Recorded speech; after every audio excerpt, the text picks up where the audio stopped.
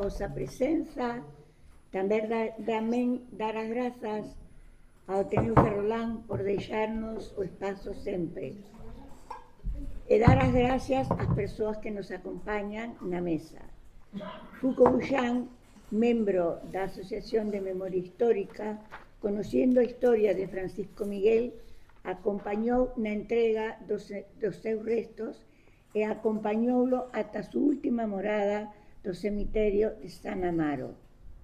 Agora donlle paso a Olga María, docente, e Carmen Rodeja.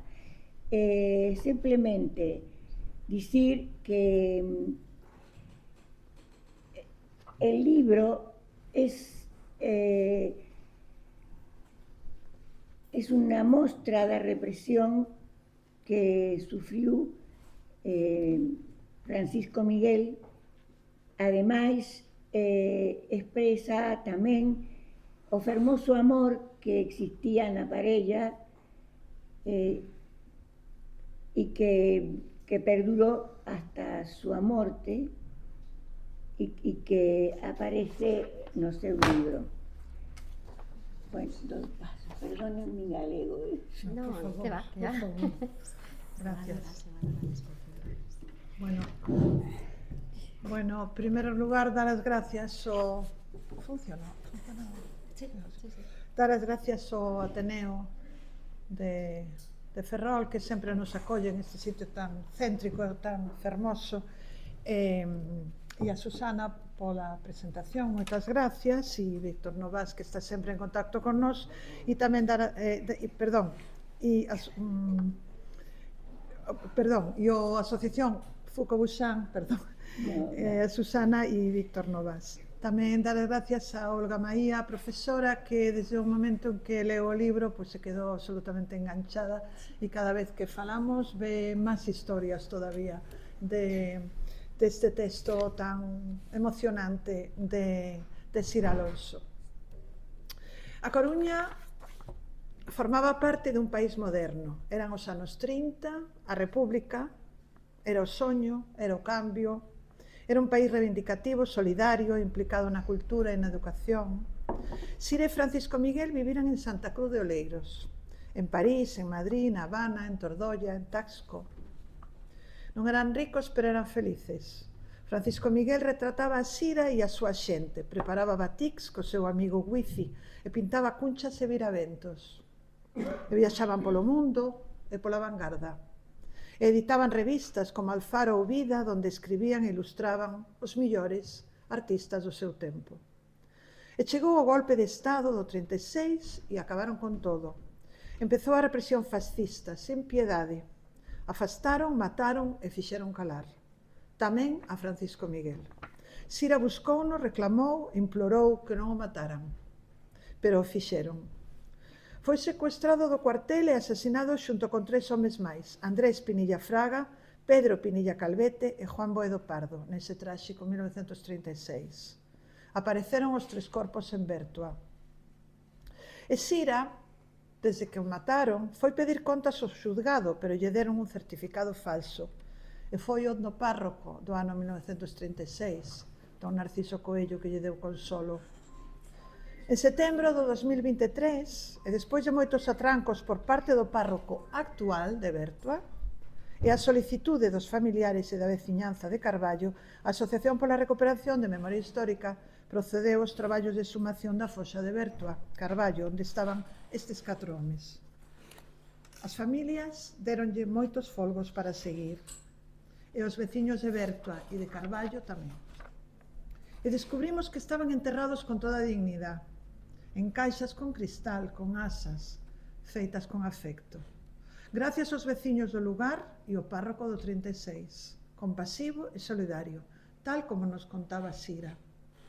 Sira ten que recompoñer a súa vida e contanos todo o sucedido e o discurrir posterior, destrozada, pero ca forza do convencemento. Este libro, a pesar de todo, é un testemunho impresionante do amor á vida e a loita polo futuro.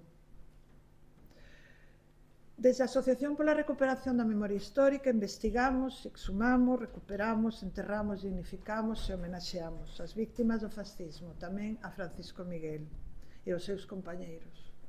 En abril do 2025 foron entregados solemnemente no Concello da Coruña o corpo de Juan Boedo Pardo para enterralo ca súa nai no cementerio de San Cristóbal das Viñas.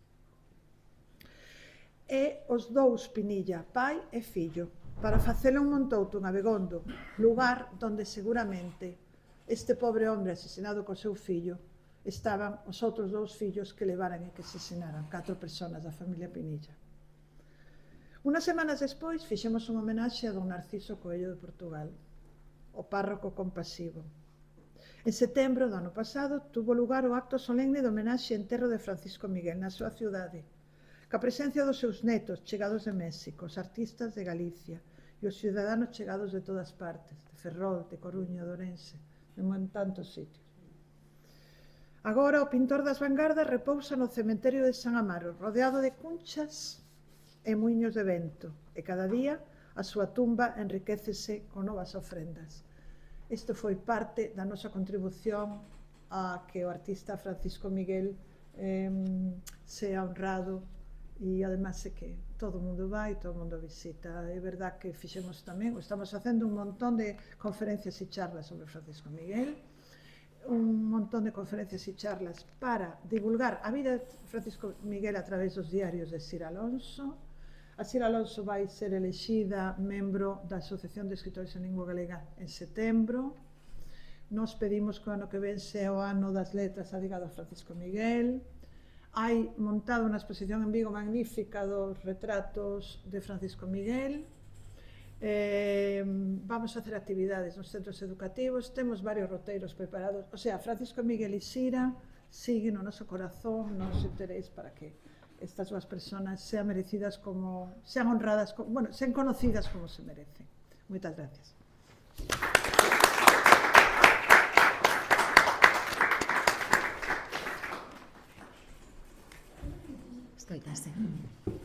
Escoitase, sí. Bueno, a verdade é que é un prazer realmente emocionante estar aquí en Ferrol, que é un dos primeiros lugares mencionados por Sira nestes diarios, xa que a familia que compartía co pintor Francisco Miguel vivía a escasos 45 minutos de aquí, en Santa Cruz.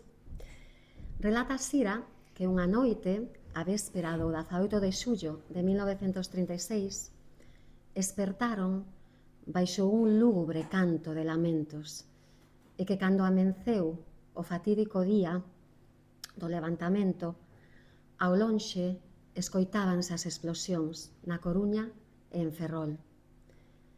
Francisco Miguel, home de ideas anarquistas e comprometido coa CNT, mais en contra do uso da violencia, foi arrestado ao comenzo de agosto de 1936 e uns días despois contan estes escritos que moi preto de onde nos atopamos hoxe, o xeneral do pobo, Rogelio Caridad Pita, foi fusilado canda o xeneral Salcedo no ferrolán castelo de San Felipe.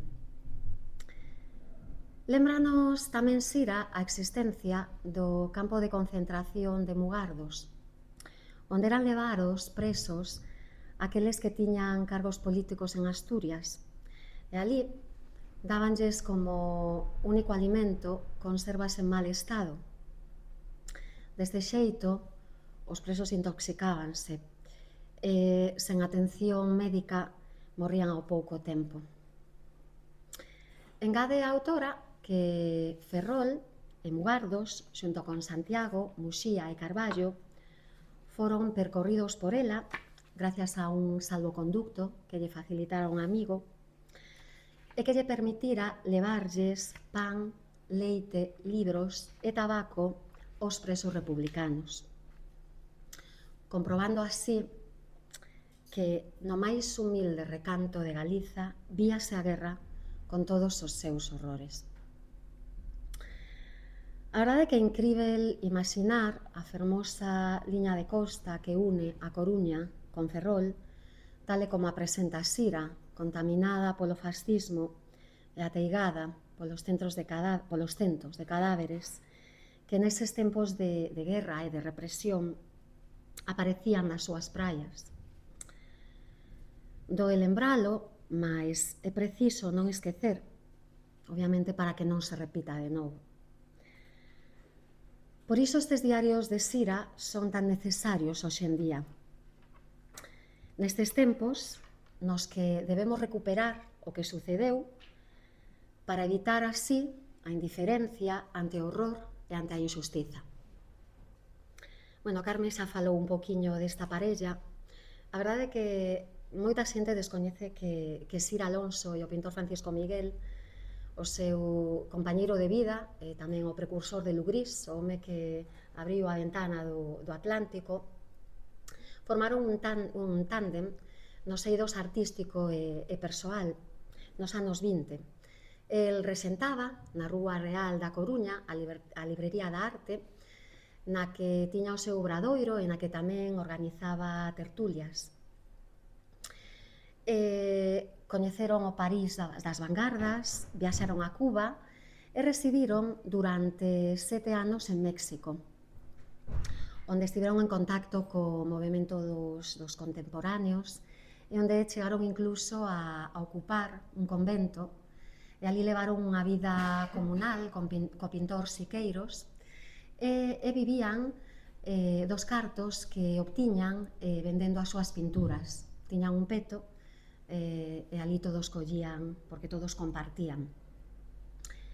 Como esta parella sempre estaba a buscar ambientes de rebulir artístico, non é de extrañar que tiveran relación con figuras relevantes como Diego Rivera, Frida Kahlo, Alejo Carpentier, Vicente Siqueiros, a poetisa Blanca Luz Brun ou o mesmo cineasta Eisenstein, que ao parecer quedou tremendamente fascinado, máis fascinado con Sira que con Francisco Miguel, ao parecer apaixonouse por ela. No ano 1934, atraídos pola enerxía da República, regresan a Madrid e finalmente retornan a Coruña en 1935, residindo durante pouco máis dun ano cos seus 3 fillos, na que bautizaron como a Casa da Felicidade en Santa Cruz, onde o destino burlón e podrido arrebataríalles esa ledicia. Escribe Sira sobre esta época. Tibramos a enquedanza propia do noso carácter. Foran anos difíciles.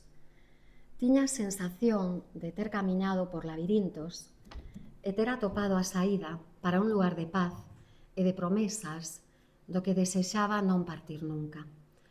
Ao fin, atopar a felicidade. Pero chegou a guerra. A guerra esvaeceu o soño rosado e, como din as palabras de Sira que están tatuadas nesa tumba de Francisco Miguel no cemiterio de San Amaro, todo se esfarelou como nun pesadelo. O paxaro da morte bateu asás sobre o tellado da casa de Santa Cruz. Nas noites, a través do rumor deste mar que temos aquí tan próximo, oíase ao lonxe o boureo dos disparos, o ladrido dos cans, os alto dos soldados que lanzaban con voz forte. Sira e o seu idealizado pintor non volverían pasear nas noites de lúa polo inmenso mar prateado e tampouco recollerían nunca máis cunchas e caracois á beira da praia de Bastiagueiro. Así, brillando entre os castiñeiros da Fraga, Sira contemplaría por última vez a súa casa, vixiada polos falanxistas e fechada para poder acompañar e visitar a Francisco Miguel no cárcere da Coruña. No libro conta con intensísima emoción e grande calidade literaria os intentos desesperados por liberalo e os seus últimos e preciados días xuntos na Coruña, paseando polo seu recuncho predilecto, que eran os xardíns de San Carlos, no verán principios do outono de 1936. A autora asiste ás masacres nas rúas. Ela era unha muller moi valente que non tiña reparos en sair a pasear pola noite. E tamén ten que aturar que a policía deteña en plena rúa o seu fillo maior, Alberto, o que meten nun coche para averiguar o paradoiro do pai que se estaba a agachar nunha pensión de Coruña na Rúa Mariño. Ofrece unha descrición penosa do horror do hacinamento dos homes encarcerados nos calabozos, que compara con cemiterios de vivos. Sira menciona en varias ocasións nos seus diarios, a ela gustaballe moito o Greco, entón ela sempre vía neses rostros que pintaba o Greco, e incluso no Ecce Homo, ela non podía evitar ver os rostros, os mesmos rostros que vera nesas prisións, neses calabozos. Ademais, padece a prohibición de axudar aos roxos por malas servas e sofre as trampas da Garda Civil, que a engana e lle dá falsas esperanzas ou asegurarlle que van liberar a Francisco Miguel. Sira é, en definitiva, testemunha directa da traxedia dun pobo e do martirio do seu home, finalmente asasinado o 29 de setembro de 1936. Ela pasa 2 anos sumidas nunha profunda depresión e resume o seu estado mental coa seguinte frase: os meus nervos vibraban como arames. En 1938 trasládase durante uns meses á localidade santiaguesa de Tordoia, onde se sinten moito máis a gusto que na Coruña, entre outras cousas, porque ali non hai tricornes nen camisas de hule. Empeza a escribir. Despois de moitas dificultades, e tras decidir que non quere que os seus fillos vivan nun país que está dominado pola triste banda sonora do Cara ao Sol e das letanías, Sira vende os últimos cadros de Francisco Miguel e, en 1942, regresa dende Lisboa nun barco do exilio a México. Co tempo, as palabras de Sira configurarían o mapa que permitiría atopar os restos de Francisco Miguel e dos seus compañeiros. Para os que agarden a topar nestes diarios somente un requiem, compre destacar que hai numerosas parénteses neste argumento fúnebre. É un libro moi denso, é un libro que tamén está plagado de moitos episodios, anécdotas. Por exemplo, moitas delas son bastante curiosas. Sira fálanos daquelas mulleres muro, as arquitectas das murallas femininas protectoras que rodearon o cárcere da Coruña para evitar así que sacasen os seus homes dali e salvar as súas vidas. Que o lea desta obra. Sí. Moi ben. Sí, claro. As mulleres muro. O que máis glorifica a Galicia é o valor das súas mulleres. Que facer para que non continuasen aqueles crimes? Acordaron non separarse nin de día, nin de noite, das portas da cárcere. Dramática era a garda que formaban aquelas valerosas mulleres que, golpeadas polos garzos, resistían heroicamente. Os soldados sabían que as iban a metrallar, que non iban a deixarse morrer antes de abandonar os seus postos de centinelas. Estas mulleres queren, son esposas, son fillas, son irmáns dos prisioneiros. Non veían salir durante moitas noites os seus fillos, os seus irmáns, pois son heroínas que convivían co corazón máis duro do mundo. Gracias. Moi ben, gracias.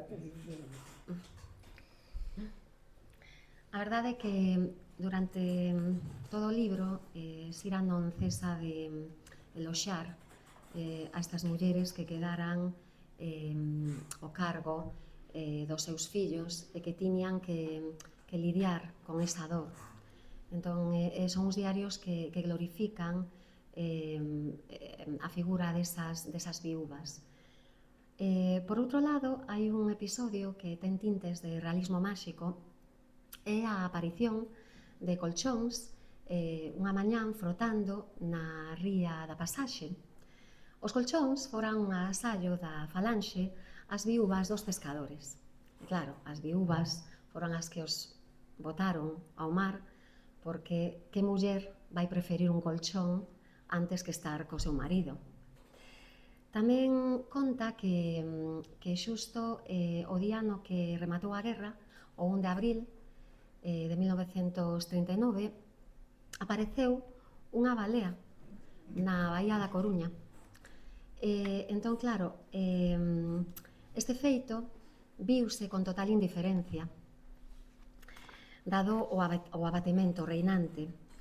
Non desatou fantásticas historias, porque claro, a xente estaba tan terriblemente triste que non lle deron importancia.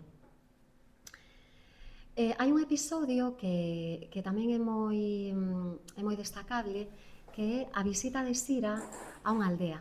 Sira era unha muller que se criara na cidade, entón vive este día con moita ilusión. Esta é unha pasaxe tremendamente sensorial que carece totalmente de vislumbres de dor. É como que nos saca temporalmente desa depresión, dese horror, desa traxedia. Nos diarios ides atopar detalladas descripcións da paisaxe galega, dos ceos, do mar, xa que Sira era unha alma sensível que non deixaba de observar a beleza dos entornos que a rodeaban. Isto para ela constituía como unha especie de tranquimacín, un acougo e unha fonte de paz constantes. Por outro lado, tamén son constantes as referencias literarias. Sira contaba ao seu fillo que ata o final dos seus días nunca deixou de ler. Por exemplo, está moi presente a figura de Rosalía, sobre todo nos claroscuros.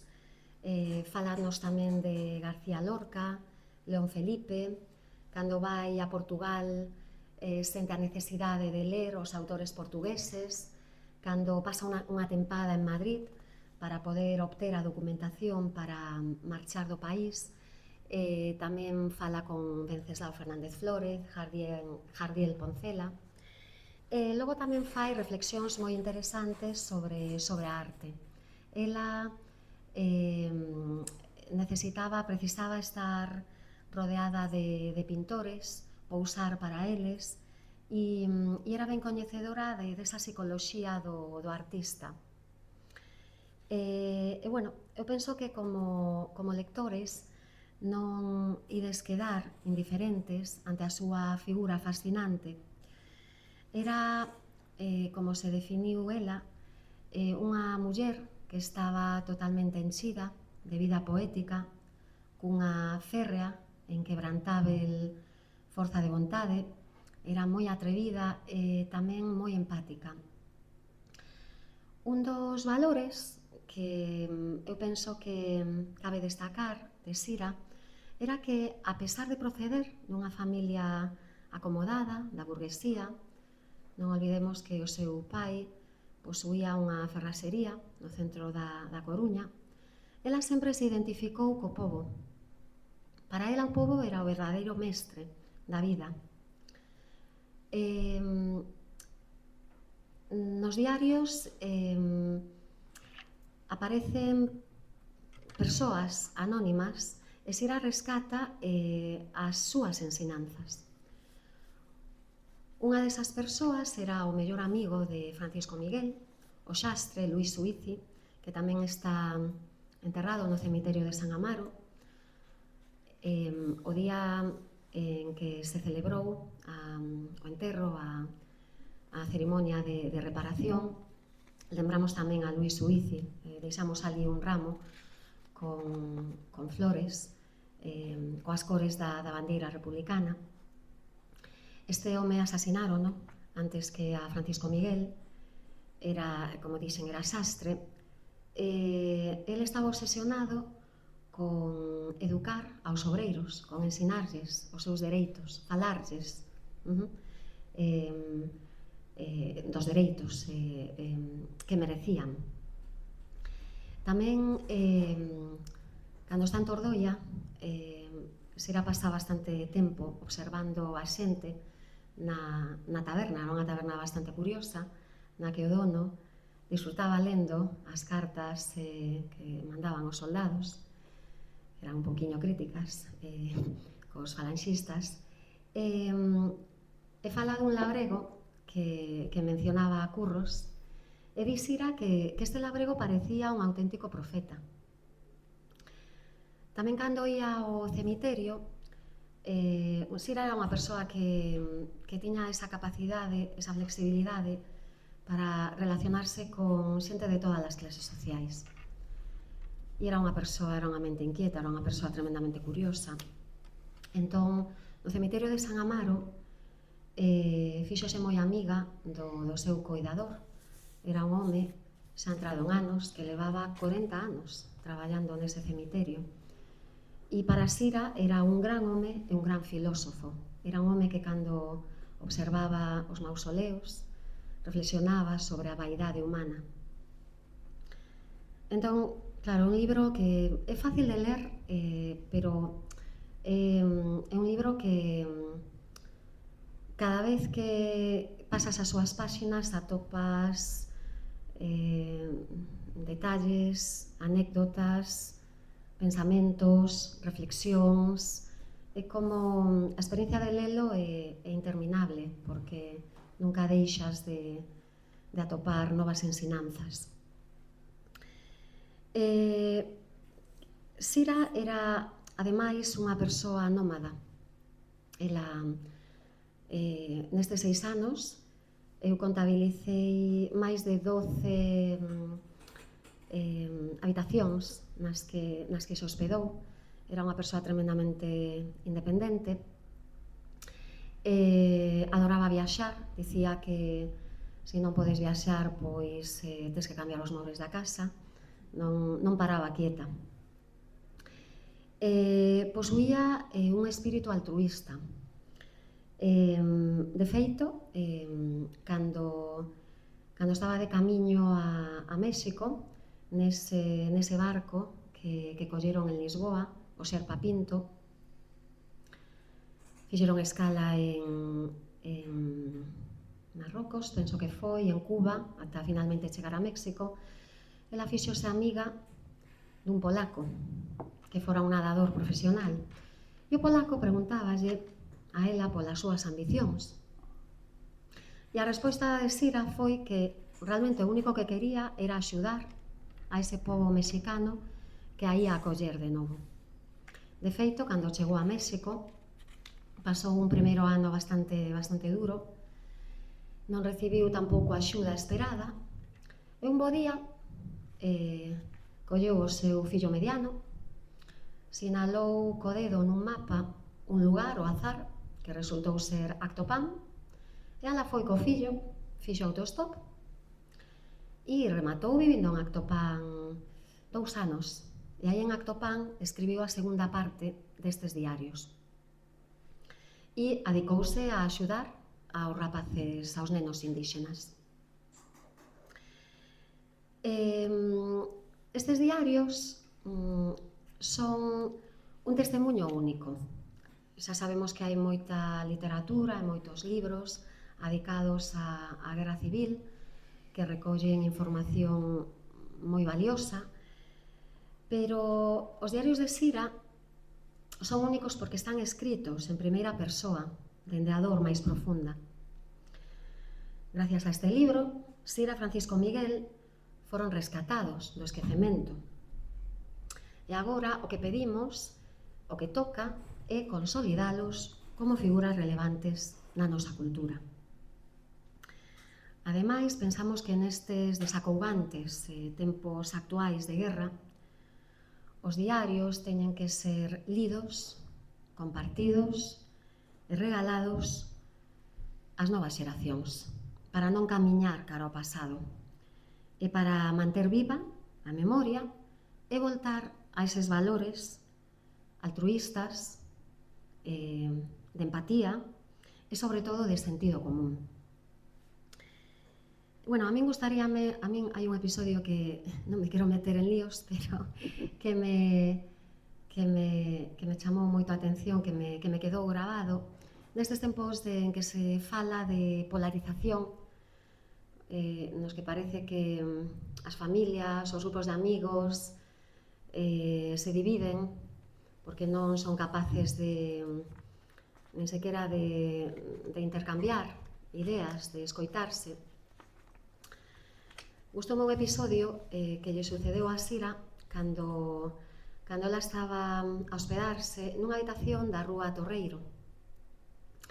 Nesta pensión, ela compartía, había uns hóspedes que eran un matrimonio de falanxistas.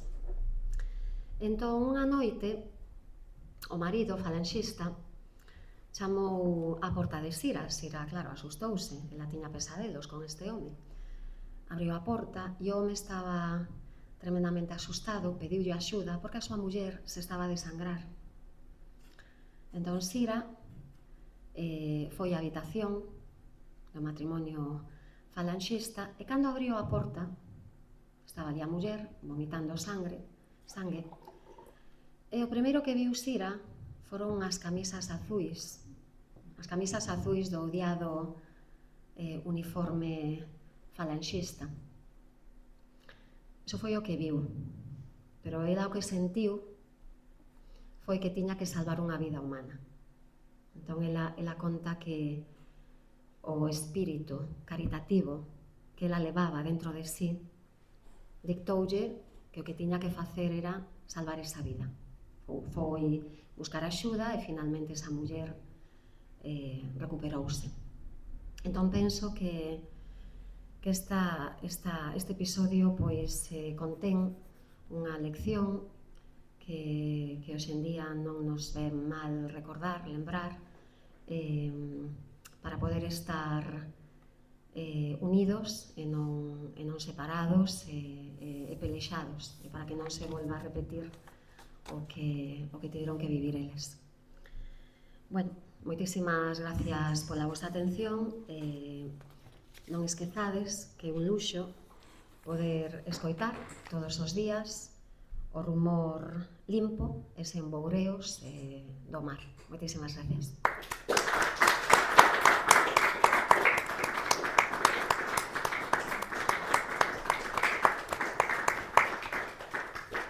Tú tienes más. Bueno, ahora podemos hacer un turno de palabras. Así que quien quiera hacer alguna pregunta, algún comentario, lo puede hacer. Este es el momento. Quería preguntar, esta muller tiña fillos? Cantos fillos tiña? Ela tiña 3 fillos. O primeiro naceu entre as dúas viaxes que fixeron Sira e Francisco Miguel a París. E penso que tamén tivera un aborto, e a raíz dese aborto ela tiña un problema de xordeira que tamén lle afectaba, e logo tivo outros 2 fillos en México. Eran 3 en total. E que me chama a atención Sí. ter unha vida tan movida Sí. e tan de viaxar e ter fillos ao mesmo tempo. O que pasa é que ela tivo a sorte nestes anos de contar coa axuda inestimable da súa nai. Da súa nai. Senón, non, porque claro, ela cando morreu Francisco Miguel, colleu un cuarto moi escuro na Rúa Real da Coruña, e o seu fillo do medio ia a visitala. Lembra que a súa nai estaba ali completamente destrozada, sen apenas poder falar. Entón tivo a sorte de ter a axuda da súa nai. A verdade é que Sira ten tantas facetas que seguramente cada un que lea o libro verá cosas diferentes. Por exemplo, a paisaxe en Sira é impresionante, pero tamén é impresionante que pasou con... Por que Sira morre o marido e se marcha ela sola a unha habitación? Por que se va a México e deixa os fillos con familiares? Por que de repente va a Madrid a pedir unos papeles, a llevar unos papeles para poder marcharse e aproveita para ir ao Museo de Prado e isto e tal? Quedou tocada. Sí. O que non sabemos é que tipo de problema lle pareceu a ela. Ela quixo como tirar para adiante, pero cos fillos, sin fillos. É moi interesante, necesitamos aquí os psicólogos sociales que nos estudien tamén estos casos. Todos los seres humanos. En septiembre pretendemos facer unha xornada sobre Sira para que cada un colla un aspecto dela que son tan interesantes, porque que ten tantas lecturas, porque cada un que lee o libro ve cosas diferentes, ou se fija en cosas diferentes, ou aporta, non sei, se enfadan con Sira, non se enfadan, non entenden por que ten esa actitud, ou sí, esa actitud de musa, de muller independiente, non era nada sin Francisco Miguel, eran como un tándem único, é impresionante. Dos fillos falan moito, vale menos, pero fala do seu marido. Bueno, isto é moi interesante. Por iso a lectura nos va a dar así bastantes voces diferentes, sí. A verdade é que o que é curioso é que, claro, tendo ela esa ambición de axudar, por exemplo, os indígenas mexicanos, foi acto pan co seu fillo do medio, pero deixou o fillo pequeno, a Sandro, deixou no o cuidado duns amigos diplomáticos. Claro que como nai, os que somos nais, pois sí que quedas a pensar, non? O fillo maior, xa cando chegaron a México empezou a traballar. Tamén eran outros tempos nos que se maduraba antes. Pero sí que é verdade que ela tiña pois esa mente inquieta que a levaba tiña tantas cousas nesa cabeciña que sí que a verdade que dá a sensación de que os fillos estaban un pouquiño o mellor ás veces abandonados, pero Bueno, pero non exactamente. non exactamente, pero Sí. claro. Todas as mulleres escritoras ou que se moveron no mundo Claro. contaron sempre coas nais. Un día se fixo aquí unha conferencia e había unha escritora, María Xosé Montero, me parece que se chama así, e estaba Beatriz Estallo e había outra máis. Mulleres que teñen un mundo cheo de... E todas contaron coa súa nai. Claro. Todas contaron coa súa nai. E nun momento de trauma, Claro, acaban de matar ter a en teu conta marido, eso. tes que marcharte, non podes soportalo. Como se reacciona? Iso é algo que está por estudiar. Como se reacciona ante o trauma? Porque claro, hai mulleres que se encerraron e se ocultaron, hai mulleres que se vestiron de negro e foron a misa o día seguinte, hai mulleres que tuveron que marchar e escapar, hai mulleres que calaron para sempre, e hai mulleres como Sira que quiso continuar, pero con todos estos atrancos. Sí, Sí, pero bueno, incluso hai algún momento no que os... Sí, perdón. Sí, sí. Bueno, dúas cousiñas. A primeira é que non só as mulleres escritoras... Podes falar un pouco Sí, máis? claro, teño o costume de falar moi baixo. Que non só as mulleres escritoras. Vamos a ver, a Guerra Civil supuxo os bisavós tomaran o mando da casa, que as mulleres tiveran que salir a traballar sin oficio ni beneficio. Casi todas as mulleres foron as campeonas. O sea, que sería as guerras sin as mulleres, ¿no? O sea, en Palestina e aquí a esto, ¿no? E logo outra cousa, que eu supoño que ela, como intelectual que era, forte e demais, tería que ter apoio e relación con outras mulleres da súa época. Que en vez de Frida Kahlo de Maru Jamallo, de Selma Cabeza, non? Non sei se de... bueno, maior que sea, non? Pero bueno, que en México, nese momento, o PC, o Partido Comunista, non? É unha pasada, non é só Diego Rivera. O sea, hai mulleres intelectuais e era, supoño que tivo que ter contacto e apoio con esa depresión que tivo tan grande, de que lle fusilaron o marido, non? Bueno, esa é unha buena pregunta. Temos un investigador sobre Sira Alonso que está en México in situ. E esa pregunta é moi interesante, porque con que apoios contou el ali?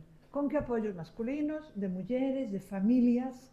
Con que apoios contou? E como fixo? O mellor son apoios cos cual deixou os fillos, despois ela pudo dedicarse ao que ela quería, que era encargarse de axudar os demais, quizá. Pero esperemos que veña Conrado Arad, que está en ese tema, e ver que nos dice. Queda anotado para preguntar. E despois hai outra cousa que se repite na historia e negou o século XIV. Negou a muller do de Mondoñedo, non Non oigo ben, non oigo ben. A muller? o de Mondoñedo, O de Mondoñedo. o de Lanzós, Pardo de Cela, Sí. colgaba a sus súbditos no castelo, vale, o sea, era un señor pero tamén, o sea, a súa muller vai a Madrid, consigue o salvoconduto. que non o maten. E hai unha historia que é a ponte de outra Sí, da Esperela, da Esperela, sí. Entón, as mulleres sempre anduveron por aí, e eu creo, falamos de recuperar, eu creo que non, que é recoñecer. O sea, as mulleres, cando aquí houve fame, ou en Narón, se foron aos trenes, o sea, e en Coruña tamén, a coller o pan, e mataron a un señor que era moi impresentable de aquí en Ferrol, non? Pero que esas mulleres están aí, non son solo, son naval, sempre digo, Non oigo non ben. son solo as mulleres Naval. a reivindicación, vale? Es que nos olvidamos un pouco, e Sira tivo que ter moito alrededor intelectual. Moito? Intelectual, moito alrededor de mulleres, o sea... En Coruña non. En Coruña estaban mortos. Pero estamos no século XX. En México pode ser. En Coruña mataron a todos. Pero no século... A quen deixaron en Coruña? Sí, pero antes... Antes. Mira, dadevos conta que na segunda mitad do século XIX hai unha riqueza cultural, son burguesas, casi todas, proletarias, chega alguna, inglesa, moi poucas. E era eso aí. E Sira, chega a México, non digo Frida Kahlo, non ten que ser Frida, non? Pero pode ser outras, hasta pode ser Guadalupe, Lupe, a amante de, como se chamaba, el outro muralista, o que dixetes antes, Siqueiros. Blanca Loduro. ou fora tamén amante de Diego, bueno, xa non sei, da igual, vale, que ela tivo que ter, e ela cando chega a ese pobo, para os nenos, tens que poñer en contacto con mulleres. Porque eses nenos... Eu penso que Corrado, como dixo Carme, é a A persoa pregunta máis quedaba adecuada, aí, pero sí. o que nos deu a entender Corrado é que cando chegou a México, ela ia cunhas expectativas e que o mellor o non ir acompañada dese pintor pecharonlle moitas portas. Ela tiña o apodo de Alapa, non? Chamabanlle, pediu moita axuda a moita xente, en parte por iso marchou a Actopan. O sea, quero dicir que non se viron colmadas esas expectativas de recibir axuda inmediatamente. E con respecto ao que dixeches na Coruña, o que aparece nos diarios, ela foi axudada polos irmáns de Miguel, que lle... Porque ela empezou a traballar nun despacho de contabilidade, pero o seu xefe estaba emparentado con Millán Astray, entón durou moi pouco. Logo ela tampouco tiña unha mentalidade moi práctica. Ela menciona que, xa yo dicía Francisco Miguel, era un pouco diferente.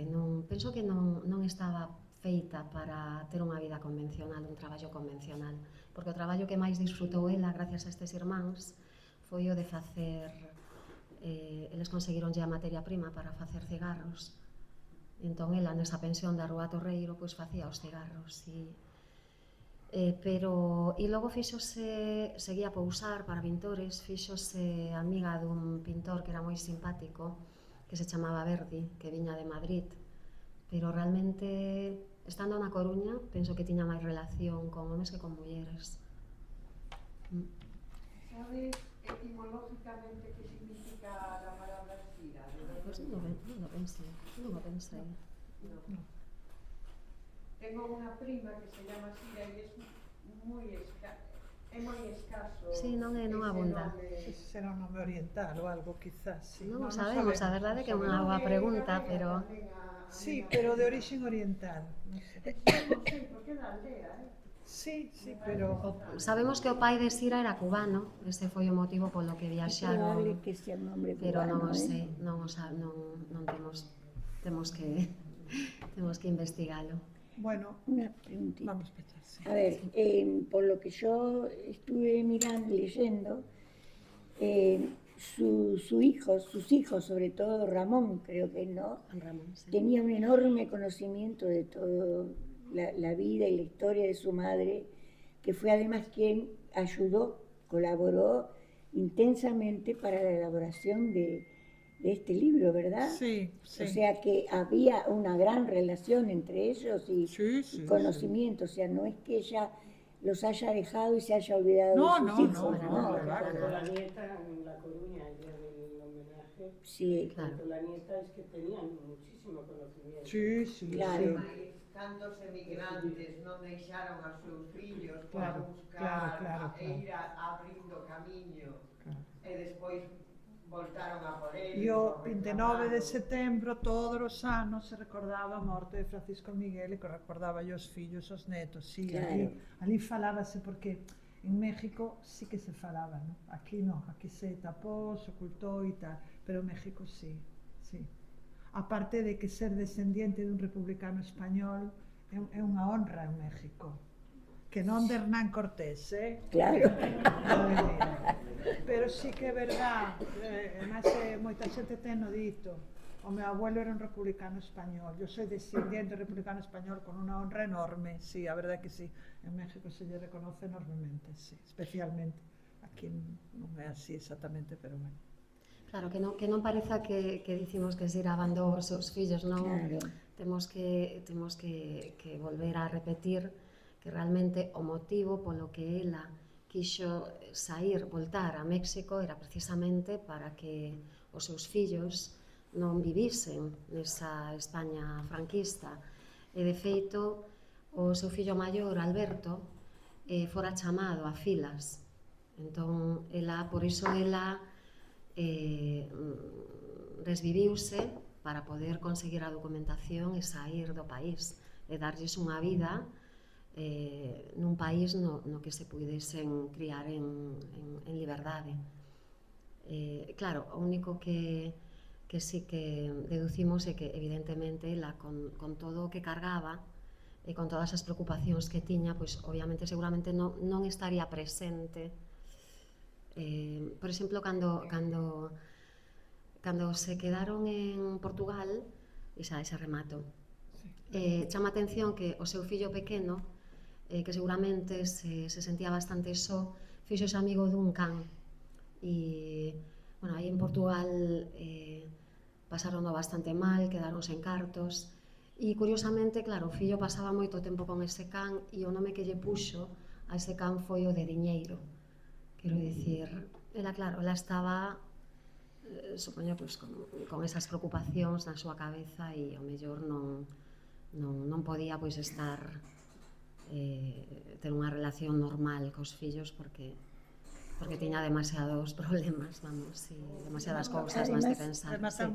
Pienso, bueno, non sei. Só unha pregunta. Todavía que... O fillo maior chega a estar na cadea porque quixechedes que o prendera, non sei que. Non, era menor de edad. O prenden diante. Non. Préndeno para que diga onde está o seu pai e a súa mãe. Atoparono na Collérono pola rúa, calle para prender, meterono para nun que- coche e levárono á pensión onde estaba o pai. Que el libro refleja muy bien no solo el sufrimiento que tuvo por todo lo que tuvo que vivir, ¿no? Desde que se apresa a Francisco Miguel, todo lo que tuvo que vivir, pero además refleja el enorme amor que había en esa pareja.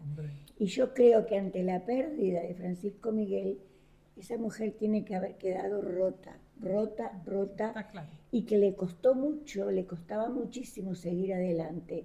Y como que fue buscando aquí y allá y en el otro lado, como una manera de ubicarse y de poder asentar su cabeza.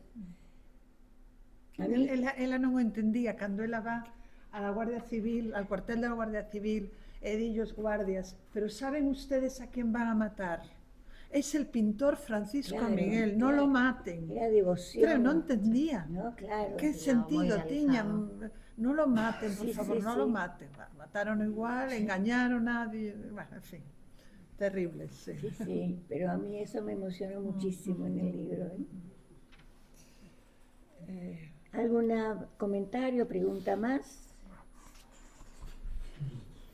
Bueno, moitas Pois gracias a todos, moitísimas moitas gracias gracias pola vosa a vos, atención. moitas gracias ao Ateneo, moitas gracias a todos pola presenza.